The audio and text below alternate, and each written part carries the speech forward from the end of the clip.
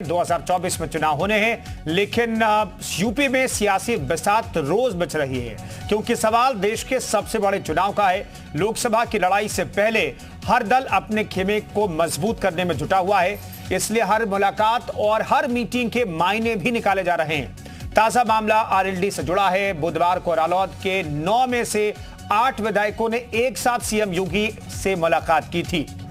इसके बाद जयंत चौधरी के एनडीए में शामिल होने की चर्चाएं भी तेज हो गई।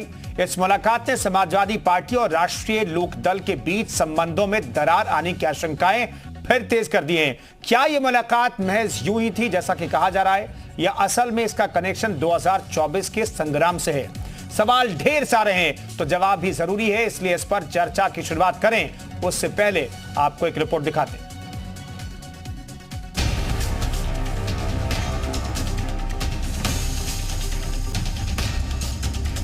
दिल्ली सर्विस बिल पर संसद में वोटिंग के वक्त आरएलडी प्रमुख जयंत चौधरी की गैर मौजूदगी ने कई सवाल खड़े कर दिए हैं। कयास लगाए जा रहे हैं कि क्या जयंत ने बीजेपी से गठबंधन के दरवाजे खुले रखे हैं।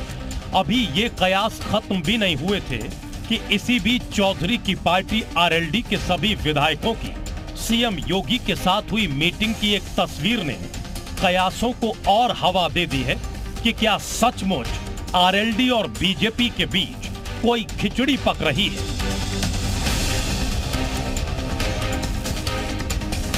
बुधवार की शाम विधानसभा में आरएलडी के विधायकों ने सीएम योगी से मुलाकात की।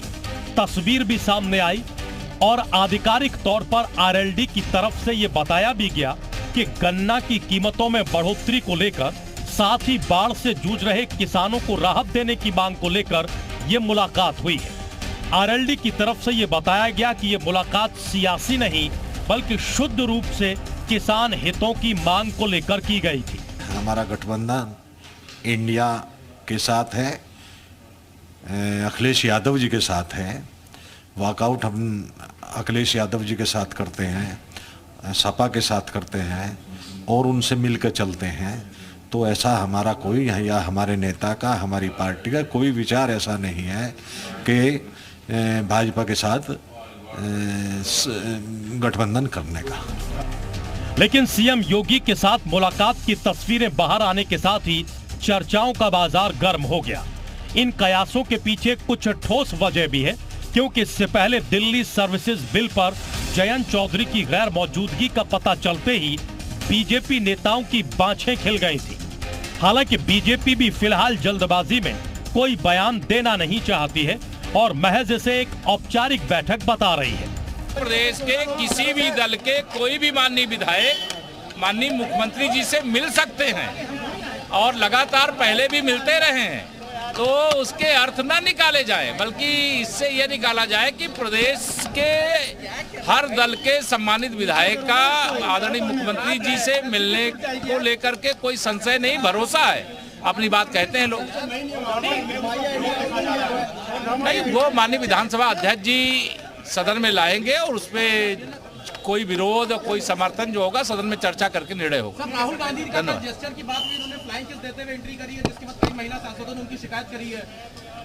देखिए, मैं ये कहूं कि अगर कोई बच्चा पैदा होता है 2-3 साल में बोलना, चलना, उठना, बैठना सब सीख जाता है, लेकिन आदरणीय हमारे राहुल गांधी जी को जिंदगी के इतने बरस बीत जाने के बाद भी कई चीज़ें अभी उन्हें सीखना बाकी है।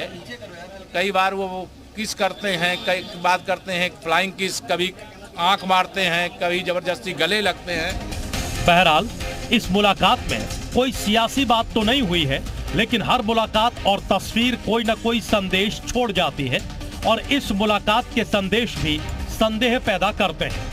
टाइमिंग भी ऐसी है जब जयंत चौधरी एक तरफ विपक्ष के साथ वोटिंग में नहीं दिखाई देते, वहीं दूसरी तरफ उनके विधायक सीएम योगी से एक साथ मुलाकात करते हैं। ऐसे में आरएलडी और जयंत को लेकर चर्चाएं होना लाजमी है और यही चर्चाएं परवान चढ़ती दिख रही हैं। ब्यूरो रिपोर्ट, जी मीडिया। तो क्या अखिलेश यादव अकेले लोकसभा चुनाव में जाएंगे या फिर INDIA के साथ जो कांग्रेस का साथ है उनका उसके साथ गठबंधन होगा, कांग्रेस के साथ गठबंधन होगा, या फिर RLD समाजवादी पार्टी के साथ ही रहेगी या फिर बीजेपी के साथ आ जाएगी, एनडीए का हिस्सा बन जाएगी? बहुत सारे ऐसे सवाल हैं जिस पर जवाब मिलना जरूरी है।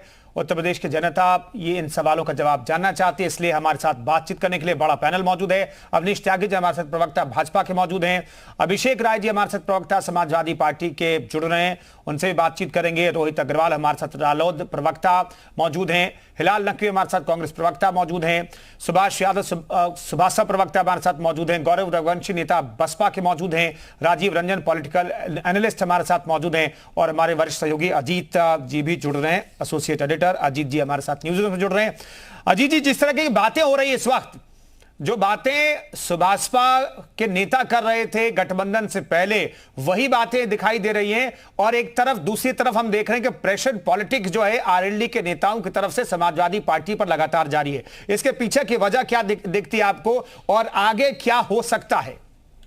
देखिए, बिल्कुल कुंदन, कोई भी राजनीतिक दल, विशेष तौर से क्षेत्रीय राजनीतिक दल लंबे समय तक सत्ता से बाहर नहीं रह सकता अगर उन्हें ज्यादा टाइम तक अपनी पार्टी को सरवाइव करना और ले जाना। दूसरी बात, जो बात आप कह रहे हैं प्रेशर पॉलिटिक्स, उत्तर प्रदेश में, पश्चिमी उत्तर प्रदेश में RLD का अपना जनाधार है। लाख प्रयास के बावजूद देखिए, बीजेपी ने भूपेन्द्र चौधरी को प्रदेश अध्यक्ष बनाया जाट समाज से, इसके अलावा संजीव बलियान सांसद हैं, वो भी जाट समाज से। उसके बावजूद बीजेपी को जयंत चौधरी की जरूरत है, क्योंकि जो जाट का जो मूल वोट है वो 30% से ऊपर बीजेपी के साथ जाता नजर नहीं आ रहा। कई सारे फार्मूले अपना लिए। दूसरी बात कि जो RLD है वो 12 सीटों पर काम कर रही है पश्चिमी उत्तर प्रदेश पर, और ये सबको पता है कि 12 सीटें लोकसभा की अखिलेश यादव RLD को देने वाले नहीं हैं। लिहाजा ये प्रेशर पॉलिटिक्स ही होगी, क्योंकि जब अखिलेश यादव उन्हें इतनी सीटें नहीं देंगे तो उनके सामने विकल्प खुला होगा, और वो सीधे तौर पर कहेंगे हम तो आपके साथ रहना चाहते हैं लेकिन आपने हमें तो इतनी सीटें दी नहीं।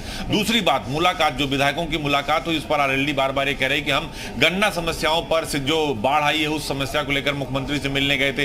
अगर ठीक पीछे अगर हम जाकर देखें तो ओम प्रकाश राजभर भी पिछले 6 महीने से यही कर रहे थे। कभी ब्रजेश पाठक से मुलाकात हो रही थी, कभी दयाशंकर सिंह से मुलाकात हो रही थी, मुख्यमंत्री से मुलाकात हो रही थी। तो हर बात दोनों पक्ष से, यानी बीजेपी और ओम प्रकाश राजभर दोनों तरफ से यही बात कही जाती थी कि हम नेता हैं और एक दूसरे से मिलते रहते हैं, अलग अलग तरीके की समस्याएं लेकर हम मुख्यमंत्री और डिप्टी CM के पास जाते हैं। और आप देखिए हुआ क्या, अचानक पता चला कि ओम प्रकाश राजभर भी NDA का हिस्सा हो गए। तो अब इंडिया वाले NDA की तरफ जा रहे हैं। और देखिए, उत्तर प्रदेश में मायावती ने अलग चुनाव लड़ने का ऐलान कर दिया है। कांग्रेस के साथ जो है वो अखिलेश यादव बहुत कंफर्ट नजर नहीं आ रहे हैं। जयंत चौधरी का कहना है कि मायावती को भी इसमें होना चाहिए। तो कहीं ना कहीं जो सिनेरियो बन रहा है उत्तर प्रदेश का 2024 को लेकर, तो बीजेपी मिशन 80 के लिए काम कर रही है कुंदन, और उसके लिए जयंत चौधरी उनके साथ जाना बेहद, वो समझते हैं कि अगर जयंत चौधरी हमारे साथ आ जाएंगे तो हमारी जो पश्चिम की पॉलिटिक्स है वो मजबूत हो जाएगी, और ओम प्रकाश राजभर की वजह से पूर्वांचल को उन्होंने मजबूत कर लिया है कुंदन। बिल्कुल, तो दोनों हिस्सों को साधने की बीजेपी की भी कोशिश है, और इसलिए ये गठबंधन बीजेपी के माकूल भी दिखाई देता है।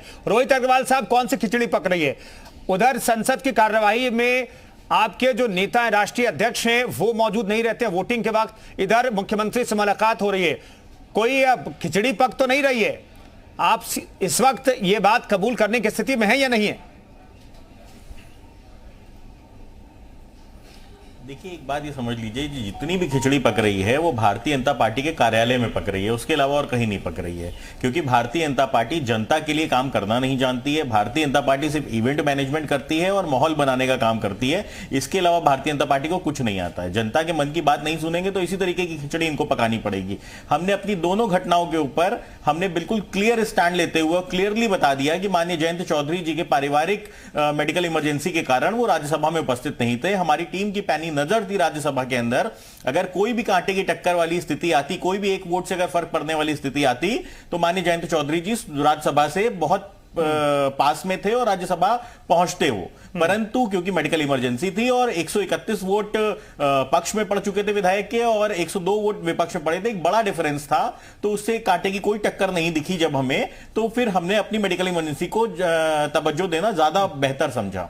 दूसरी बात, जो हमारे विधायक मिले थे पहली बार नहीं मिले थे, हमारे विधायक पहले भी मिल चुके हैं और हमारे मुख्यमंत्री हैं, उत्तर प्रदेश के मुख्यमंत्री हैं। विधायक अपने मुख्यमंत्री से नहीं मिलने जाएंगे तो किससे मिलने जाएंगे? हम कोई पाकिस्तान के मुख्यमंत्री से मिलने गए थे क्या? उत्तर प्रदेश के मुख्यमंत्री से उत्तर प्रदेश के विधायक मिलेंगे। और जो हमारे साथ एक दोहरा चरित्र भारतीय जनता पार्टी द्वारा अपनाया जा रहा है कि अपने विधायकों की तो निधि तुरंत वो रिलीज कर रहे हैं, परंतु विपक्ष के विधायकों को वो कहीं ना कहीं परेशान करने का काम कर रहे हैं। इसके अलावा गन्ना भुगतान की ये बात तो करते हैं, इवेंट मैनेजमेंट तो करते हैं, परंतु गन्ना भुगतान असलियत में तो नहीं हो रहा है ना।